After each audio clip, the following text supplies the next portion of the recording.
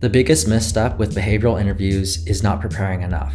And this happens over and over. I'll tell a student to take behavioral interviews more seriously, and they always think they are, but they never go far enough. And so there's this underlying dismissiveness that's really common. And people have this attitude for a few reasons. The first is history. If you entered the industry from about 2010 to 2020, you did so during this incredible boom time. This is the age of the 3-month coding bootcamp and Juicero.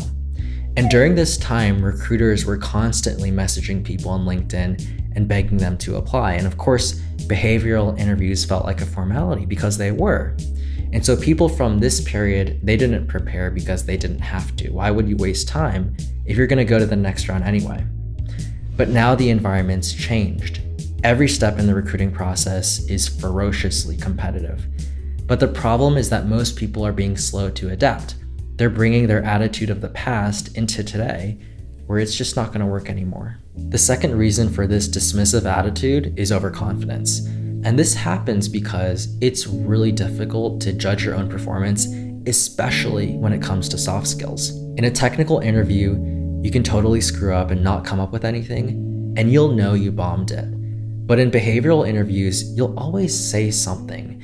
And so even when you do really, really poorly, it won't feel like you bombed. And so it's just harder to know what happened. Now, to add to the confusion, a lot of people tell themselves comforting excuses. So for example, when hiring managers say, we went for someone with more experience, the naive person is really quick to accept that as the primary reason for getting rejected. But clearly, based on the experience in your resume, they took out the time to interview you because they thought you probably had enough. And then it was only after talking to you that they decided no. So, you can tell yourself whatever you want, but it was probably something you said. Now, given how hard self-assessment is, it makes sense that in almost every case I've seen, people that are doing poorly do not even realize it. And my point is that without intervention, most people are stuck with the same poor performance forever because you just can't fix things you can't see. So when I'm working with a student that's struggling, there's almost always this obvious mistake that's staring me in the face, but for whatever reason, the student just can't see it. In a few special cases where I personally knew the hiring manager and was able to talk to them, I could correctly guess exactly why the student was rejected based on a transcript of what happened. Again, this isn't rocket science. When self-assessment is hard, it obviously pays to bring in an objective third party. And ideally, that person is experienced, can give honest feedback, understands both sides of the table, and has your best interests in mind. Now, finding this person is harder than it seems. Your friend might have your best interests in mind, but they may not have the experience or they may not have the heart to tell you difficult things. And then companies can't be honest with you. They have to limit their legal liability and so on. And so if you're like most people, you won't have the perfect person in mind. But it's not all or nothing. Having someone is far better than nothing. So just find the best person that you can. And it doesn't have to be a programmer. The principles behind behavioral interviews are the same. So if you know non-technical people in business roles like marketing or sales or product management, that can work out really well.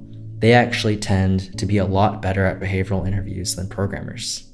At this point, a lot of people will agree with me conceptually, but they'll still refuse to reach out for help. And that's because getting harsh criticism can feel bad. And with behavioral interviews, the criticism can feel a lot worse than getting feedback about your code because it feels so much more personal. But you have to ask yourself if the short-term discomfort of getting a little bit of harsh feedback is worth the long-term pain of repeatedly wasting good opportunities and getting rejected.